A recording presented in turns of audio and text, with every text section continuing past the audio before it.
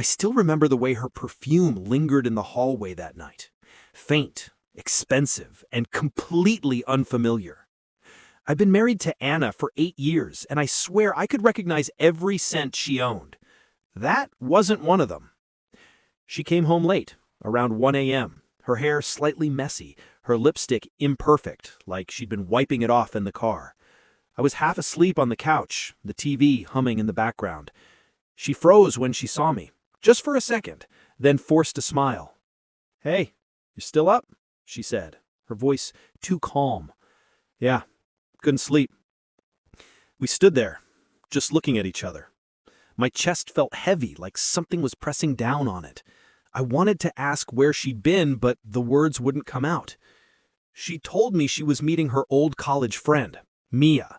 They were supposed to grab dinner and catch up, but Mia had called earlier, by accident maybe, asking me if Anna had made it home yet. I didn't answer her question then, and Anna didn't answer mine now. Instead, she kissed my forehead and said, "Let's not do this tonight. I'm exhausted." She went straight to the shower, and I sat there listening to the water running for 20 minutes. When she came out, her phone was in her hand.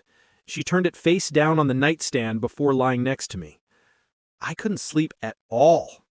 At 3 a.m., while she was breathing softly beside me, I reached for her phone.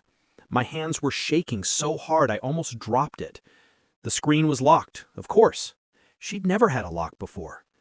That was new. The next morning, she acted like nothing had happened. Coffee, toast, humming while she packed her bag. I wanted to scream at her, but I didn't. I told myself maybe I was paranoid. Maybe I was imagining things because I'd been working too much, too tired, too distant. Then I saw her car parked downtown that night. I wasn't following her. At least that's what I told myself. I was just driving home and took a different route. Her silver Mazda was outside a small restaurant. I parked across the street, heart racing, palms sweating. Through the glass I saw her, my wife, sitting across from a man I'd never seen before. He was leaning in close, his hand resting on hers. She was smiling, that same shy smile she used to give me when we first met. I sat there for almost 20 minutes watching, frozen in disbelief. I didn't even cry. I just felt hollow, like everything inside me had already fallen apart. When she came home later, I didn't say anything. I couldn't. She looked me in the eye and said, "You're quiet lately. Is something wrong?" I wanted to laugh. Instead, I said, "No, just tired." That night, I decided to test her. At dinner the next day, I asked about Mia again. "How's she doing? You two still planning that trip to the coast?" She blinked, then smiled too quickly. Yeah, we were talking about it. Not sure when, though." "Mia said she's been busy with her new baby," I said softly. The fork froze halfway to her mouth. She didn't look up. "Oh, right. Yeah, I forgot." The silence that followed was deafening. I could hear her heartbeat in it, or maybe mine. From the next few weeks, I watched everything. The small lies, the sudden phone calls, the late nights, the perfume that didn't belong to her. She was slipping away piece by piece, and I was losing my mind trying to hold on. Then came the night she forgot her phone at home. I don't know if it was intentional, but it felt like a sign. I opened it, expecting the worst, and I found it. Messages. Hundreds of them. His name was Daniel. They talked every day. They had a private thread on WhatsApp, hidden under a fake contact name. They called each other baby, my love, my escape. There were photos, not explicit, but intimate enough to make my stomach twist. The kind of photos only meant for someone you trust completely. The last message she sent him was only 3 words. He suspects something. I stared at it for hours. My mind kept replaying the moment I saw her across that restaurant table. The way she looked at him, not with lust, but with affection. The kind of affection that takes time to build. She didn't cheat in a moment of weakness. She chose someone else. And the worst part? I still loved her. When she came home that evening, I was sitting on the couch with her phone on the coffee table. She froze when she saw it. "Anna?" We need to talk." She faced pale. What about?" "You know what about." She sat down slowly, her hands trembling. "Please don't make this harder than it already is." The sentence broke me. I didn't scream, I didn't cry, I just asked one question. "How long?" She looked away, tears welling up. 7 months. 7 months of lying, pretending, sleeping next to me, whispering, "I love you," like it still meant something. I asked her if she loved him. She nodded. It felt like the world went silent. I don't remember much after that, just flashes. Her packing a small bag, me sitting in the kitchen with my head in my hands, the sound of the front door closing, the silence that followed. That was 6 months ago. Since then, I've tried to rebuild myself piece by piece, but sometimes, late at night, I still catch that same faint perfume in the air, and for a split second, I almost believe she's back. Then I remember that night. The night my wife forgot who I was. The first week after she left felt like someone had cut out a piece of my chest and left the wound open. I'd wake up every morning and still reach across the bed, expecting to find her there. The sheets were cold, but I'd still keep my hand there for a moment, as if I could summon her warmth back. People say heartbreak feels like sadness, but that's not true. It feels like confusion, like you're stuck in a loop, trying to understand how everything you thought was real could vanish so easily. I didn't tell anyone what happened. Not my brother, not my parents, not my friends. I was ashamed, not of her cheating, but of my blindness. I kept thinking about all the moments that didn't make sense before, the ones I'd brushed aside because I trusted her. I used to believe that trust was the highest form of love. Now I know it's also the most dangerous. On the 12th day after she left, I got a call from her number. For a moment, my heart stopped. I almost didn't answer. When I did, there was silence. Then a voice, quiet, broken. "Hey, it's me." I froze. I didn't say her name. I didn't have to. "I just wanted to see how you were," she whispered. "You don't have to talk. I wanted to hear your voice." I didn't know whether to laugh or hang up. "You wanted to hear my voice," I said, "after 7 months of lies?" I know," she said softly. "You don't owe me anything. I don't know who I am anymore." There was a long pause. Then she said something that stuck with me. "He doesn't make me feel safe the way you did." It hit me like a punch, because for months she'd been chasing excitement, something new, and now, when the chaos caught up with her, she remembered the peace she left behind. But I didn't say that. I just whispered, "I can't be your safety net, Anna." "I know," she said, and hung up. That night, I went through all our old photos. The vacations, the birthdays, the ordinary mornings where she'd sit in her robe drinking coffee. She always looked so alive. I kept wondering, when did she start to drift away? When did I stop being enough? 2 weeks later, I saw her again. By accident. I was at the grocery store, of all places. I turned down the aisle, and there she was, standing in front of the coffee section, holding the same brand we used to buy together. For a second, neither of us moved. She looked thinner, like she hadn't slept in days. Her eyes were red, but she smiled. "Hey," she said. "Hey, how are you?" I wanted to tell her I was fine, that I'd moved on, that I didn't think about her anymore, but none of that would have been true. "Still breathing," I said. She gave a small laugh, the kind that hurts more than silence. "That's something." Then, without warning, she started crying. Right there, in the middle of the aisle, surrounded by strangers. "I made the biggest mistake of my life," she said. "He left. He said he couldn't deal with my guilt anymore." I didn't move toward her. I just stood there, clutching a box of cereal, trying to keep my voice steady. "You should probably go, Anna." She nodded slowly, wiping her tears. "I'm sorry," she whispered, "for everything." When she walked away, I felt something strange. It wasn't anger anymore. It wasn't even sadness. It was release, like my body had finally realized she wasn't coming back, and maybe that was okay. But closure is a tricky thing. You think you found it, and then life throws another curveball. A few days later, she texted me again. "Can we talk? Just once, please?" I ignored it. Then she called, then again.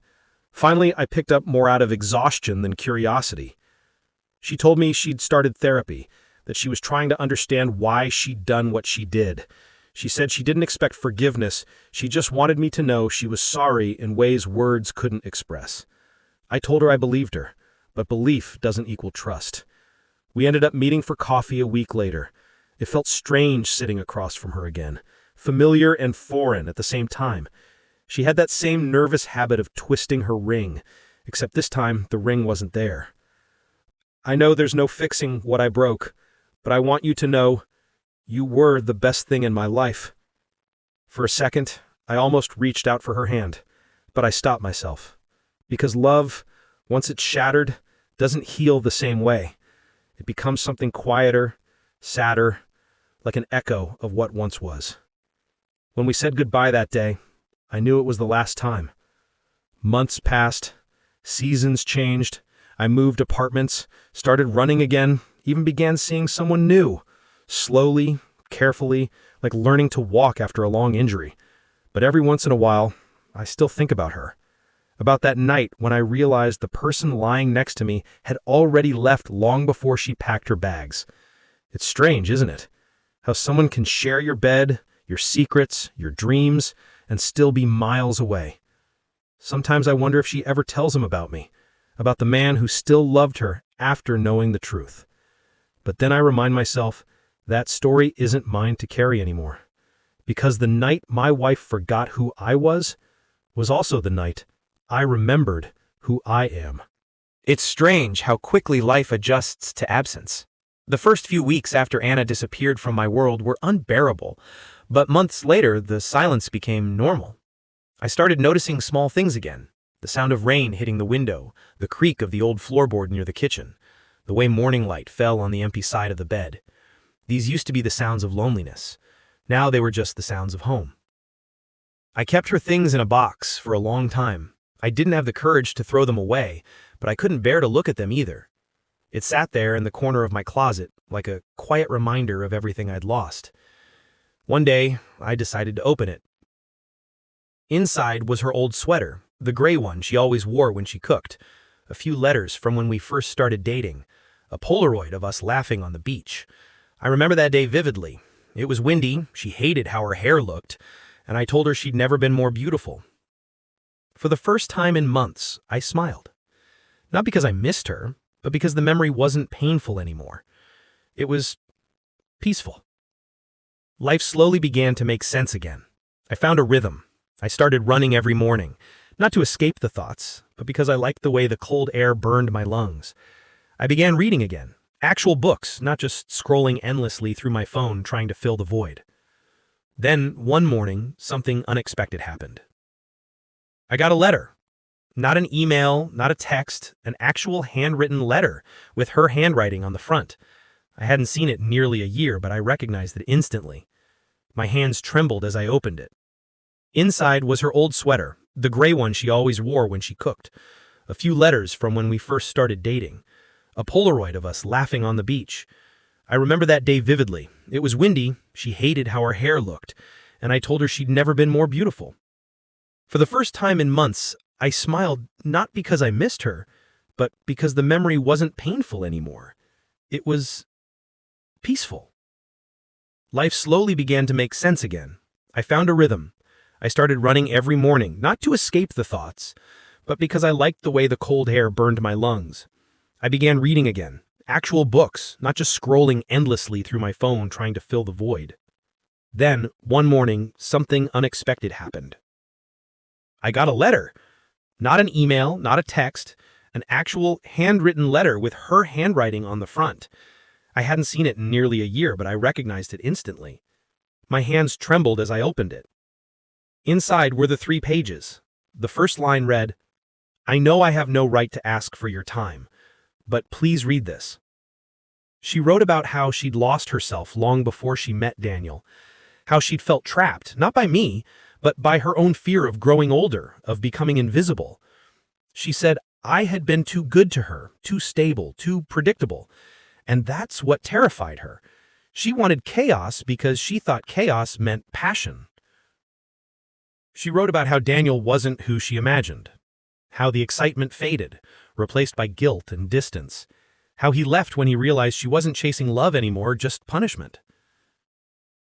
At the end, she said, "If I could go back, I'd choose you, every time. But I know I don't deserve that chance." I read that letter maybe 10 times. Each time I felt a different emotion: sadness, anger, pity, forgiveness. But mostly, I felt tired. Tired of carrying a story that had already ended. So I wrote back. I didn't know why. Maybe because she had the courage to reach out, or maybe because part of me needed to close the loop properly. I wrote, "I forgive you, but forgiveness doesn't mean I want you back. I hope you find peace, the same way I'm trying to." I mailed it the next day and didn't expect an answer. 2 months passed. No reply. Then one evening I came home to find someone sitting on the front steps of my building. It was raining lightly, and I almost didn't recognize her at first. Her hair shorter, her clothes simple, her eyes softer somehow. "Hi," she said, standing up slowly. "I got your letter." I didn't know what to say. Part of me wanted to turn around and walk away, but I couldn't. She continued, "I'm not here to fix things. I just wanted to thank you." We stood there under the rain, saying nothing for a long moment. The city sounds faded, and it felt like time had stopped. Two people, once deeply connected, now just strangers with shared memories. Finally, I said, "You should come inside. You'll catch a cold." She smiled faintly. "You're still the same." We sat in the kitchen, drinking tea in silence. It was almost comforting, the familiarity of it. I noticed how she kept glancing around like every corner reminded her of something she'd lost. "This place feels smaller," she said softly. "Maybe because you outgrew it," I replied. She looked down, tears forming in her eyes. "No, I think I shrank." That line broke something in me, because for the first time, I saw her not as the woman who betrayed me, but as someone deeply human, flawed, afraid, trying to understand herself too late. She told me she was moving to another city, that she needed a real reset. She'd quit her job, started therapy full-time, and was writing again. She said she didn't expect me to care, but wanted me to know she was trying to be better. Before she left, she placed something on the table. Our old wedding ring set, wrapped in tissue paper. I kept them all this time, not because I thought we'd find our way back, but because part of me couldn't let go of who I was when I wore it. I didn't open the tissue. I didn't need to. I just nodded. As she walked toward the door, I said quietly, "Anna?" She turned around. "I hope someday you find someone who loves you the way I did, and that you don't run from it this time." Her lips trembled, and for a second I thought she might cry again. But she didn't. She just whispered, "You already gave me more love than I ever deserved." Then she was gone. That was the last time I saw her. It's been almost 2 years now. The box is gone. The apartment feels lighter. Sometimes when I pass a woman on the street wearing the same perfume she used to wear, my chest tightens, but it's not pain anymore. It's just memory. And maybe that's what healing really is, not forgetting, not pretending it never happened, but remembering without breaking. It's strange how life has a way of rebuilding itself when you stop trying to control every broken piece. After Anna left for the last time, something in me shifted. I stopped waiting for closure and started focusing on living. For the first time in years, I wasn't waking up thinking about what I'd lost. I was waking up wondering what I could create next. I quit the job I'd been stuck in for almost a decade. It wasn't that I hated it, I just realized I'd been using it as a distraction. Every long hour, every extra task, every late-night email was a way to avoid the silence at home. So, I finally walked away. I started working freelance, doing smaller projects that gave me time to breathe. I spent afternoons at a small cafe near the river, reading or just watching people go by. It was quiet, peaceful, almost meditative. That's where I met Claire. She was sitting across from me one afternoon, typing furiously on her laptop. She looked frustrated, the kind of frustration that comes from caring too much about something. Her coffee cup was empty, but she hadn't noticed. I don't know what made me say it, but I smiled and said, "Whatever you're writing must be intense." She looked up, blinked, and then laughed. "It's just a script. A terrible one."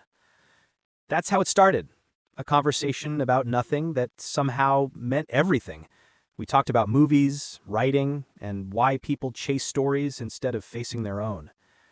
There was no spark at first, no overwhelming rush of emotion. Just ease, comfort, something simple and kind. Over the next few weeks, we saw each other often.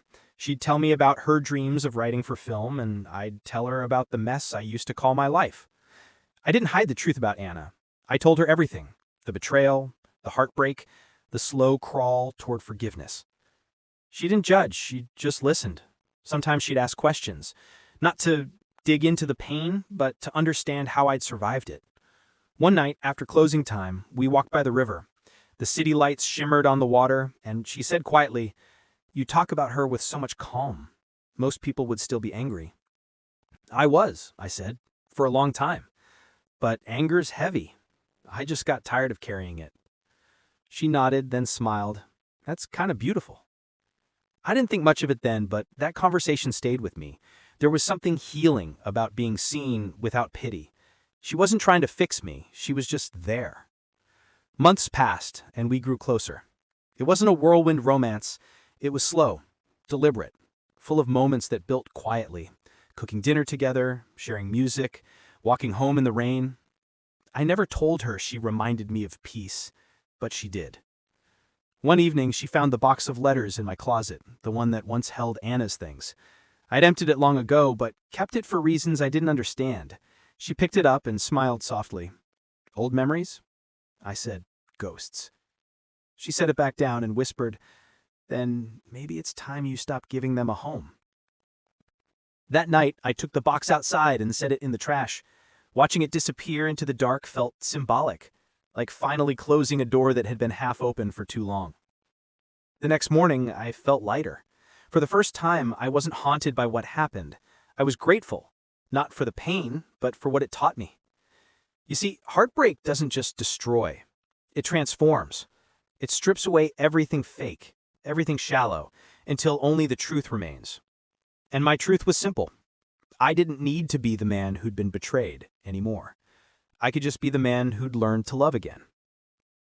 Claire and I never rushed into anything serious. We moved slowly, intentionally. I still had nights when memories crept in, flashes of Anna's voice, her laughter, that damn perfume. But they didn't control me. They were just echoes. One day, while walking through the park, Claire said, "Do you ever think about her?" I nodded. "Sometimes." "Do you miss her?" I thought for a long moment before answering. "I miss who I was when I loved her, but I don't miss her." Claire smiled, not jealous or insecure, just understanding. She said, "That's honest." Honesty, that was something I'd forgotten could feel good. Years ago, I thought love was about holding on. Now I know it's about letting go. Of people, of pain, of the version of yourself that couldn't survive the past. Sometimes late at night, I still think about that letter Anna wrote me. The part where she said she didn't deserve another chance. She was right, but not because she was unforgivable, because our story had already done what it was meant to do. It broke me, and in breaking me, it rebuilt me. And maybe that's the point of some people in our lives. Not to stay, but to show us who we are when everything falls apart. When I wake up now, I don't reach for an empty side of the bed. I reach for the sunlight creeping through the blinds. I stretch, breathe, and start my day. It's not a dramatic ending. It's not a movie moment, but it's peace. And after everything, peace feels like the most beautiful thing in the world.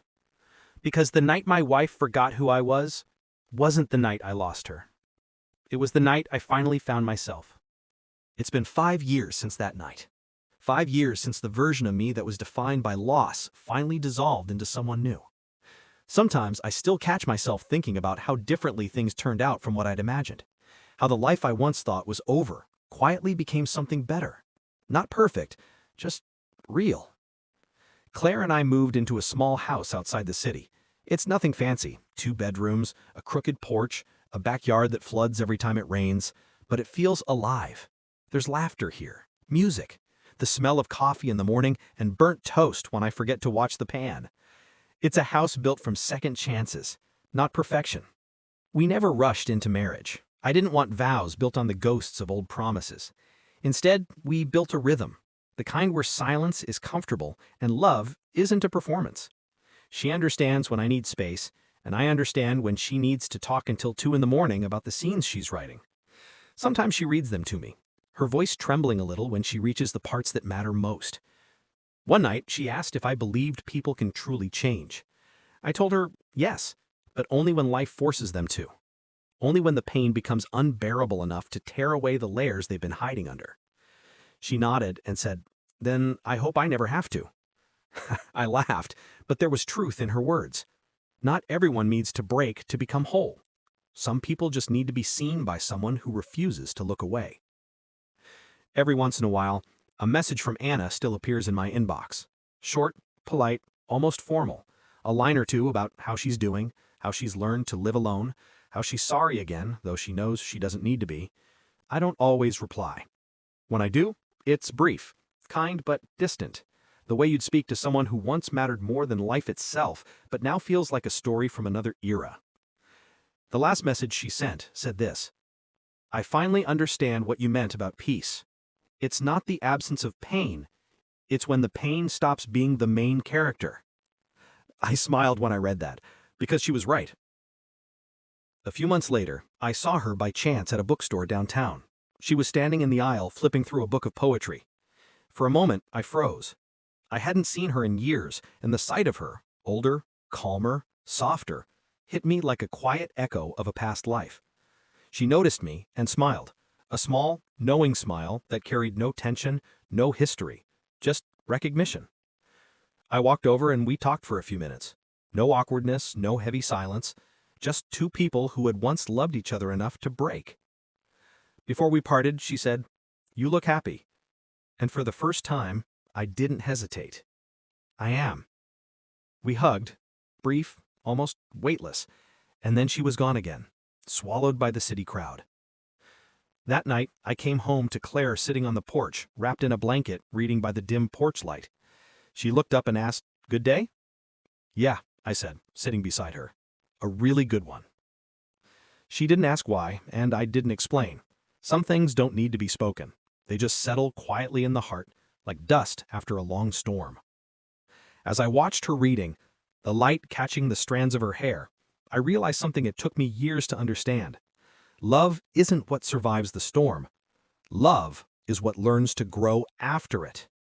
I used to think my story with Anna was about betrayal and heartbreak, but now I see it was about transformation, about learning that loss doesn't mean the end. Sometimes it's just the clearing of space for something new to bloom.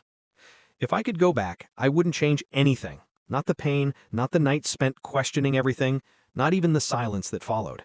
Because every piece of that story led me here, to this porch, this woman, this quiet moment where I finally feel at home in my own life.